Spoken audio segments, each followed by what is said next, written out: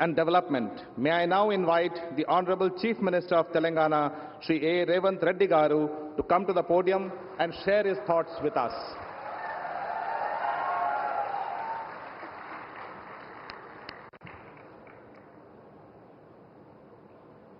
భారత ప్రధానమంత్రి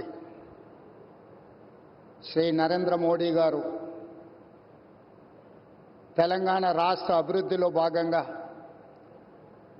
జాతీయ రహదారులు, విద్యుత్ శాఖకు సంబంధించి, రైల్వే శాఖకు సంబంధించి అభివృద్ధి కార్యక్రమాలు ప్రారంభించడానికి, ఈ ప్రాజెక్టులను జాతికి అంకితం చేయడానికి మా ప్రభుత్వం ఏర్పడిన తర్వాత మొట్టమొదటిసారి తెలంగాణ రాష్ట్రం ఆదిలాబాద్కు రావడాన్ని 4 కోట్ల తెలంగాణ ప్రజల తరఫున వారికి అఖండమైన స్వాగతం పలుకుతున్నాం.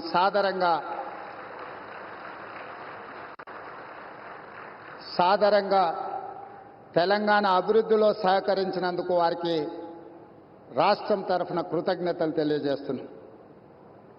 ఈరోజు జాతీయ రహదారులు, ఎన్టీపీసీ ప్రాజెక్ట్, పవర్ ప్రాజెక్ట్ ఏదైతే ఉన్నదో, స్టేట్ రీఆర్గనైజేషన్ యాక్ట్ 2014 ప్రకారము 4000 మెగావాట్ల విద్యుత్ ఉత్పత్తి సామర్థ్యాన్ని ప్రారంభించాల్సి ఉంటే, గత ప్రభుత్వం తీసుకున్న నిర్ణయాలతో ఈరోజు 1600 మెగావాట్ల విద్యుత్ మాత్రమే ఈ 10 సంవత్సరాలలో ఉత్పత్తి చేసే పరిస్థితి వచ్చింది.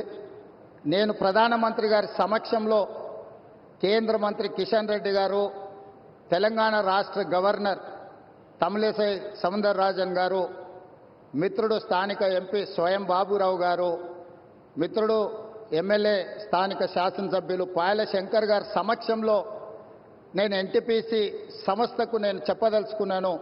తెలంగాణ రాష్ట్ర ప్రభుత్వం మిగిలిన 2400 మెగావాట్ల విద్యుత్ ఉత్పత్తికి అన్ని రకాల అనుమతులు ఇచ్చి, రాష్ట్ర ప్రభుత్వం తరఫున ఇవ్వవలసిన అన్ని రకాల అనుమతులను ఇచ్చి, తెలంగాణ రాష్ట్ర పురోగతిలో మీరు ఉత్పత్తి చేసే విద్యుత్తు 85% మా రాష్ట్రానికి ఇవ్వబోతున్నారు. తెలంగాణ రాష్ట్రంలో వెలుగులు నింపబోతున్నారు.